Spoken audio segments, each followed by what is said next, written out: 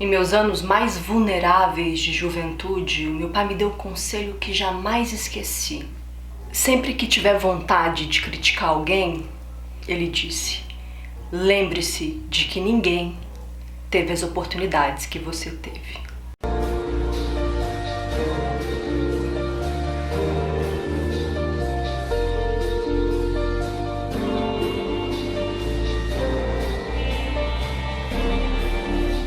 E é com esse conselho do pai do nosso narrador, Nick Carraway, que eu inicio os trabalhos de hoje para falar de uma obra que é considerada uma das mais importantes da literatura norte-americana do século XX.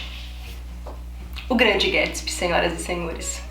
The Great Gatsby foi publicado pela primeira vez em 1925.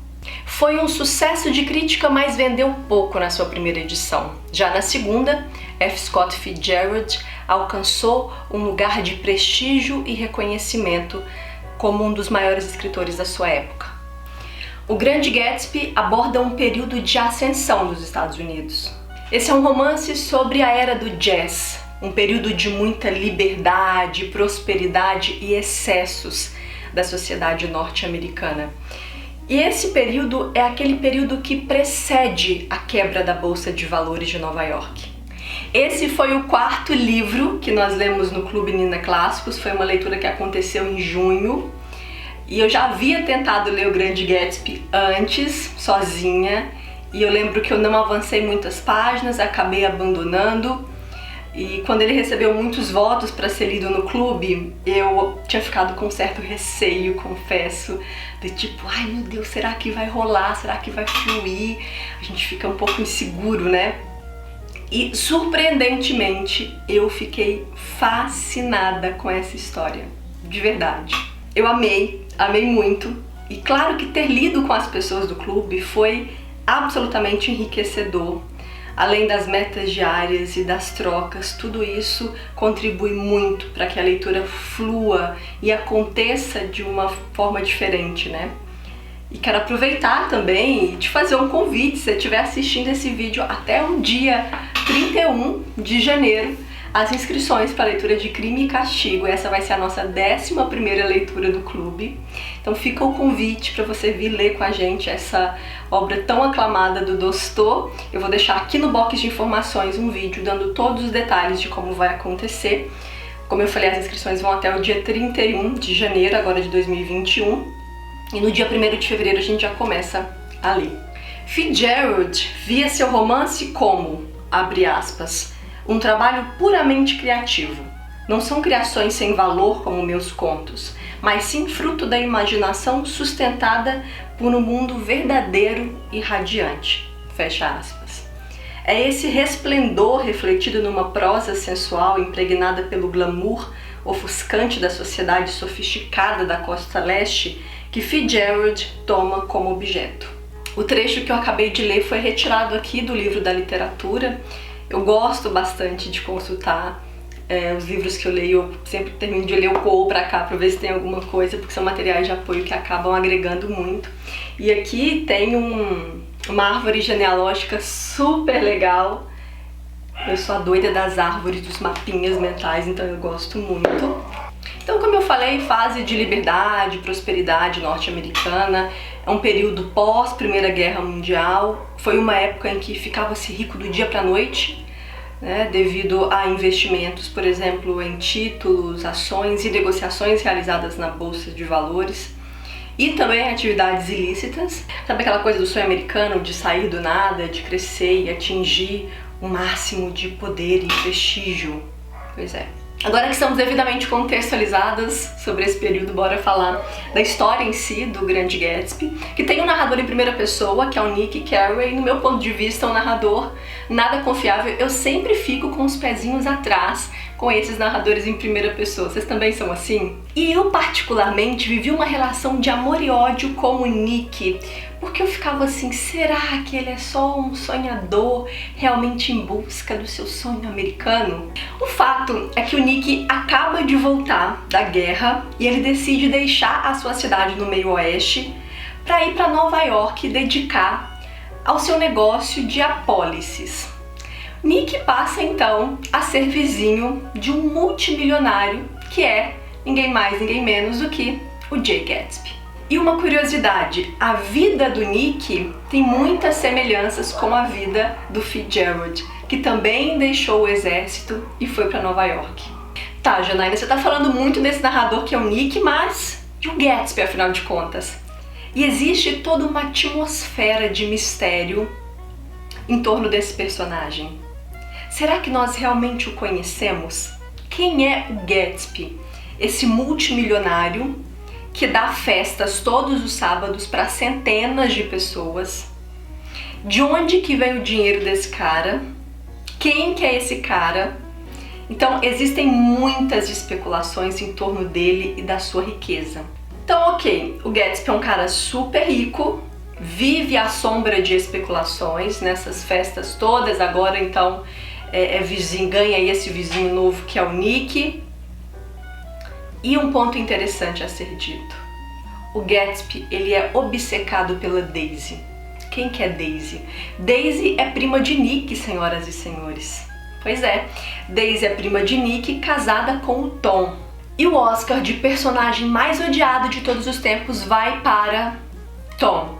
Macho escroto, arrogante, covarde e racista. Bom, na época o racismo imperava, mas venhamos e convenhamos, mais atual, impossível. E já vamos aí construindo em nossas mentes aquelas mansões, as festas dos anos 20, o dinheiro fácil, o glamour, essas festas que estão mais para festivais do que para festas particulares. E olha, eu ouso dizer que essas festas foram inspiradas nas que Zelda e Fitzgerald frequentavam. Inclusive, vocês já assistiram aquele filme Meia-Noite em Paris, que a Zelda e o Fitzgerald aparecem?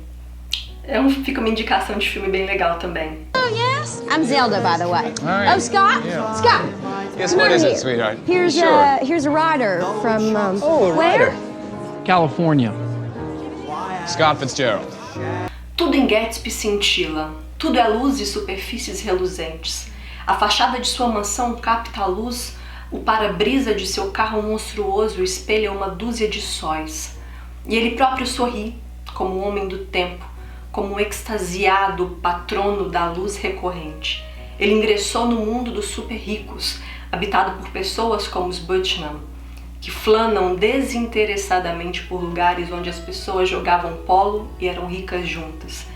No decorrer do romance, a rede de luz de Gatsby é rompida para revelar a escuridão e as cinzas que se ocultam ali embaixo.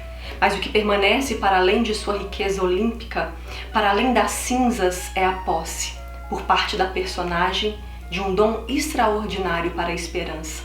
Uma prontidão romântica que nunca encontrei em nenhuma outra pessoa e provavelmente não tornarei a ver. O Grande Gatsby é notável pela terna evocação que Fitzgerald faz desse dom para a esperança, dessa prontidão romântica que atraía colonos para o novo mundo e que a época de Gatsby se perdera na busca desenfreada de riqueza e sucesso. Trecho tirado do livro 50 Clássicos que não podem faltar na sua biblioteca, também é um outro material de consulta que eu gosto muito. E é interessante pensar que eu me senti dentro daquela história, dentro daquelas mansões. Eu me sentia fazendo parte daquelas festas e é bizarra a qualidade de descrição do Fitzgerald. Eu tiro o chapéu para as cenas de descrição que o Fitzgerald construiu. Ao mesmo tempo que elas são minuciosas, elas não tornam a narrativa cansativa. É um trabalho verdadeiramente admirável, é como se as imagens se materializassem na nossa frente. Então existe um caráter cinematográfico muito forte nessa narrativa, no meu ponto de vista. E por falar nesse caráter cinematográfico do Grande Gatsby, existem 3 adaptações para o cinema, uma de 49, uma de 74 e uma de 2013, que foi a que eu assisti com o menino DiCaprio. Eu amei esse filme, adorei a adaptação, mas quero ver os outros também. New York, 1922. The tempo of the city had changed sharply. The buildings were higher. The parties were bigger. The morals were looser and the liquor was cheaper. E sobre essas festas, é importante a gente não se iludir. Por trás das festas e do dinheiro existe uma guerra, uma briga de egos gigantesca. além de muita arrogância. Então o Fitzgerald, ele traz uma crítica àquela sociedade muito forte. E o F. Scott Fitzgerald, ele traz à luz temas muito importantes de serem discutidos, tipo o racismo, a figura da mulher, o antissemitismo, a violência à mulher, a desigualdade, a traição e tantos outros temas que nós tivemos a oportunidade de discutir ao longo da nossa leitura. Então esse livro, ele traz uma baita crítica àquela sociedade nova-iorquina que estava em ascensão. Uma vez eu vi uma professora falar que para ela o mais importante não era o que estava sendo contado nessa história, mas sim o como. E eu concordo super. A condução dessa narrativa é o que de fato precisa de holofotes. Enfim, à medida que o narrador vai dando zoom na história daqueles personagens, a gente vai adentrando naquele mundo de podridão, de superficialidade, de vazio, de snobismo e de interesses. Em meio às festas, o tédio, em meio ao sonho americano, a gente ainda consegue extrair uma poesia do vento batendo nas cortinas. E o final, senhoras e senhores, que claro, eu não vou falar, mas é um final trágico, digno desses personagens. Em tempo, quero te convidar para assistir um vídeo que eu fiz falando sobre a vida do F. Scott Fitzgerald. Então, se você quer saber um pouquinho mais da história desse escritor, vai aqui no box de informações, confere. E vou deixar também no box de informações o link de compra para essa edição da Penguin, do Grande Gatsby. Lembra que quando você compra os livros usando o nosso link, você ajuda o canal com uma pequena comissão e não paga nada mais por isso. E por fim, conta aqui nos comentários se você já leu o Grande Gatsby, se você já leu alguma outra obra do F. Scott Fitzgerald, e bora prosear. Eu espero muito ter te convencido a ler esse livro se você ainda não tiver lido, porque é uma história que de fato vale a pena, tá bom? A gente se vê no próximo vídeo. Um beijo e até lá. Tchau!